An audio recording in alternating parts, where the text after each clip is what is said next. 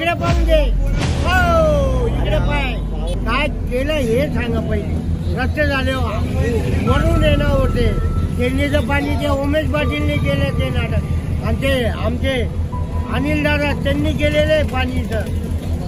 मग अनिल दादा देशमुख त्यांनी केलेलं आहे ते. हा 2-3 कारखाने आणले ते राजू दादाने आणलेले आहे ते. हा हिरापूर रोडला कोणी काय केलं हे सांगा ना. त्यांनी पाणी आणलं तर डोक्याला ताण कमी झाला आमचं. मग होता काय पाहिजे माणसाला, पाऊस. अहो दवाखाना भरला तर तुम्ही निधी किती घेतली त्याच्याहून, तुम्हाला किती भेटले. अहो कुठे बी काय बी मानू द्या, पण तुम्हाला नंतर भेटून राहिलेलं ते 10% काम करून राहिले, 50% तुम्ही